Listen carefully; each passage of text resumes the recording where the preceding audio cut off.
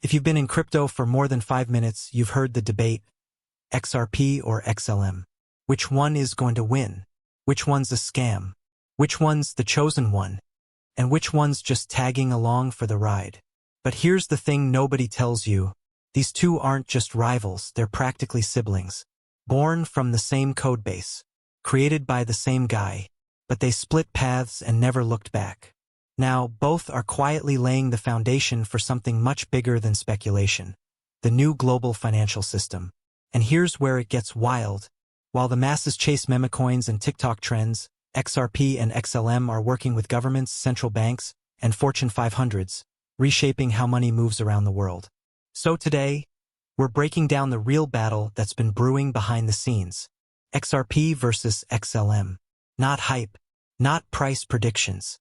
We're talking adoption, infrastructure, regulation, utility, the stuff that actually builds wealth in the next financial era. By the end of this video, you'll know exactly which project is better positioned to dominate the trillion-dollar flows of the future. And I guarantee, it's not the one your friends are hyping on Twitter. Let's get into it. Let's start with the brutal truth. The traditional financial system is not just creaking. It's collapsing under its own weight. Central banks are stuck in an endless cycle of printing money to solve short-term crises, only to spark long-term instability. Inflation may be down from its 2022 peak, but it's far from dead. Interest rates are whipsawing markets, government debt is ballooning past unsustainable levels, and sovereign defaults are no longer theoretical, they're happening. In the developing world, millions still rely on informal money networks just to send $50 home. In the developed world, businesses are paying up to 6% in hidden fees just to move capital across borders. Even today in 2025, the average international wire transfer still takes 2 to 5 days to settle. And that's assuming it doesn't get flagged, delayed, or outright rejected due to compliance layers no one fully understands. Legacy payment systems like SWIFT were never designed for the digital age. They're slow, expensive, and opaque. And while fintech apps slap modern UIs over archaic rails, the underlying infrastructure remains painfully outdated. The global financial system is like a 1970s power grid trying to run a 2025 AI supercluster. It's inefficient, fragmented, and breaking under the weight of new demands. Enter blockchain, not as a hype vehicle, not as a get-rich-quick scheme, but as the rails for a new financial internet. This isn't theoretical anymore. We're already seeing governments test central bank digital currencies, CBDCs. Remittance giants are integrating stablecoins. Humanitarian aid is flowing over public chains. Quietly but surely, the foundation is being laid for a financial system where settlement is instant, trust is verifiable, and access is universal. And at the epicenter of this shift are two veteran projects that have spent over a decade building real infrastructure. XRP and XLM. Both were born from the same origin story. Jed McCaleb, a key figure in Ripple's early days, broke off to create Stellar with a mission more focused on inclusion. But the split was more than philosophical. It defined two competing visions for how blockchain should reshape money. Ripple took the high road, literally courting central banks, forging enterprise partnerships, and embedding itself in the institutional bloodstream. Stellar, on the other hand, doubled down on open access, building tools for grassroots developers, NGOs, and wallets to reach the unbanked. What we're witnessing now is a head-to-head race to define the next layer of global finance. Not just in theory, but in practice. Not just in white papers, but in corridors of power and in refugee camps alike. The stakes? Trillions of dollars. The prize? Becoming the de facto protocol for moving value across the globe. So here's the million-dollar question. Maybe literally. Which coin is better positioned to power this next-generation financial system? XRP or XLM? Ripple Labs didn't waste time chasing the retail hype train or playing into speculative mania. From day one, their strategy was different. Skip the meme coin theatrics and go straight to where the real money moves: banks, financial institutions, and global payment providers. XRP wasn't designed to go viral on crypto Twitter. It was engineered to settle trillions in value at the institutional layer of finance. RippleNet, paired with on-demand liquidity, ODL, is more than just a payment rail. It's a direct assault on the inefficiencies of correspondent banking. No more idle capital trapped in Nostrovostro accounts. No more waiting days for cross-border settlements. ODL uses XRP as a bridge asset to instantly convert and settle transactions between any two fiat currencies. That's why financial titans like Santander, SBI Holdings, Tranglo, and PYYPL got in early. They weren't betting on price, they were buying infrastructure. But Ripple didn't stop at payments. In a move that shocked traditional finance, Ripple acquired a $1.25 billion stake in Hidden Road, one of the fastest-growing prime brokerages in the digital asset space. This was a strategic leap into credit, lending, and foreign exchange markets. Ripple now has access to the plumbing behind institutional capital flows. Imagine a future where XRP isn't just the bridge for payments, but also the key that unlocks liquidity for loans, FX swaps, and tokenized assets. That's the multi-trillion-dollar horizon Ripple is aiming at. And when it comes to regulation, Ripple isn't just surviving, it's winning. After nearly 3 years of legal trench warfare with the U.S. Securities and Exchange Commission, Ripple emerged with a landmark decision. XRP is not a security when sold on exchanges. That court ruling didn't just validate XRP, it set a precedent. While other projects remain in legal limbo, Ripple now operates with a clarity most of the crypto industry would kill for. That's why US-based institutions are quietly restarting conversations. The doors are reopening. On the CBDC front, Ripple is carving out a position most crypto projects can only dream of. It's working directly with central banks in Palau, Colombia, Montenegro, and Bhutan to build pilot programs and infrastructure for sovereign digital currencies. Ripple isn't just reacting to the coming wave of CBDCs. It's helping design the surfboard. With the XRP ledger powering tokenized fiat assets at the protocol level, Ripple is making itself indispensable to the next phase of central banking. That said, XRP still faces headwinds. A significant portion of the supply remains in Ripple's control, leading to recurring criticism over centralization. Price action has also lagged behind narrative breakthroughs, frustrating longtime holders. And while institutional demand is real, retail skepticism hasn't fully evaporated post-lawsuit. But here's what separates XRP from the pack. Fundamentals. Not just marketing, not just white papers, real products, real corridors, real compliance, real integrations into traditional finance. And in a world where utility, not hype, is beginning to dictate value, XRP may not just be the banker's coin. It could be the backbone of the new financial system. If utility is king, XRP isn't just royalty. It's already wearing the crown in half the world's banking corridors. Stellar often gets dismissed as Ripple's lightweight sibling, a stripped-down version of XRP for the idealists. But that view couldn't be more off-base. Because while XRP builds bridges for central banks and institutional corridors, XLM is quietly becoming the financial backbone for the unbanked, the underserved, and the overlooked. Where Ripple went for top-down disruption, Stellar took a bottom-up approach. The Stellar Development Foundation, SDF, didn't chase flashy partnerships with multinational banks. It went where traditional finance simply doesn't go, into war zones, into refugee camps, into rural communities where mobile phones, not bank accounts, are the gateway to money.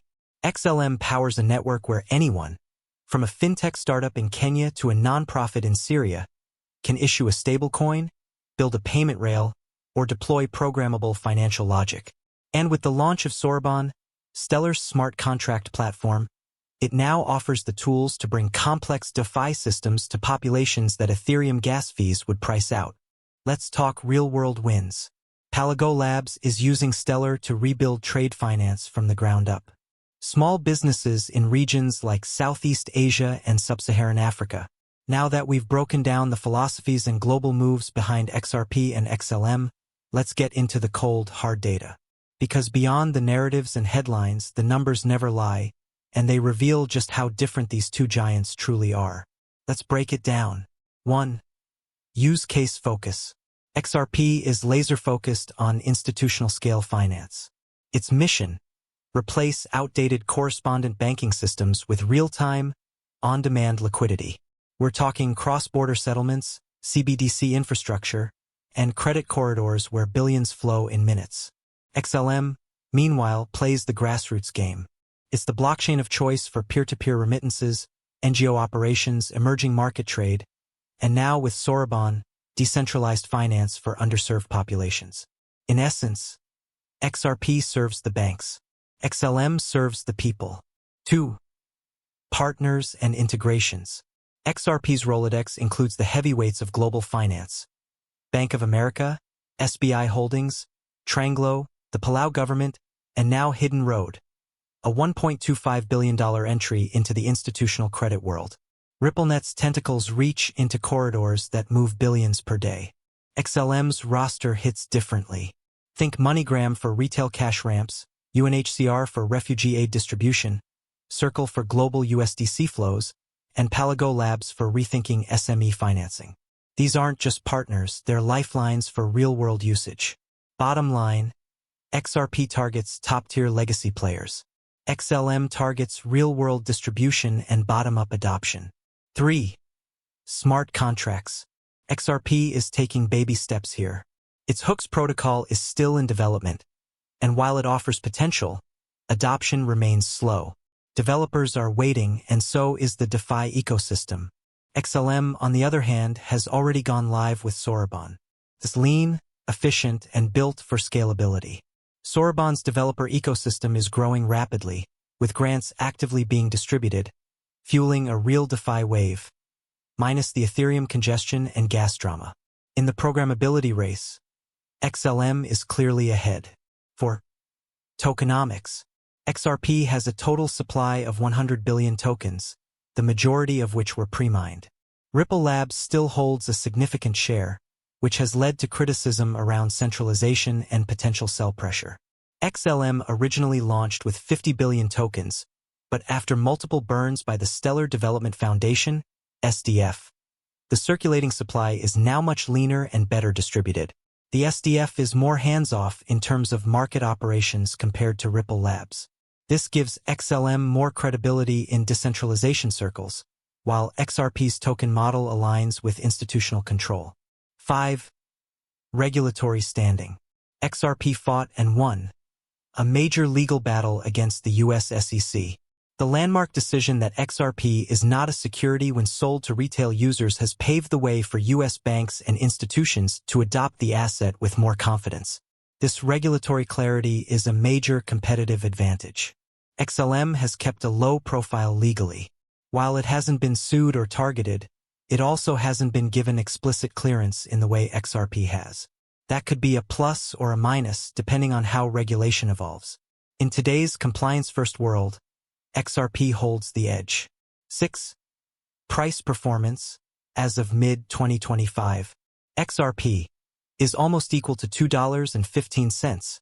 After consolidating for nearly 2 years post-lawsuit, XRP broke out significantly following Ripple's institutional expansion and global licensing wins.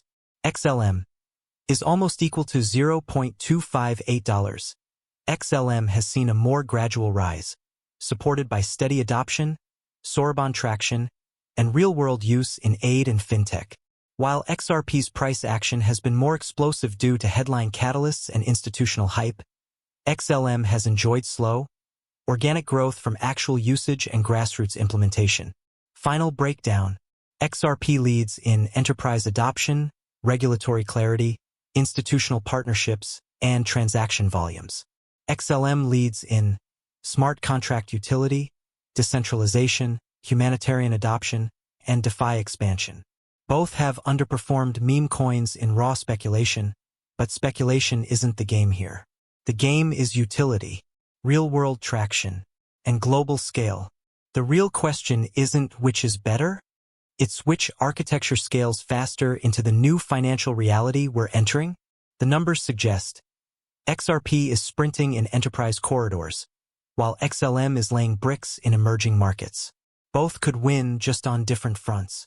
Who wins the future? Here's the hard truth. There may not be a single winner.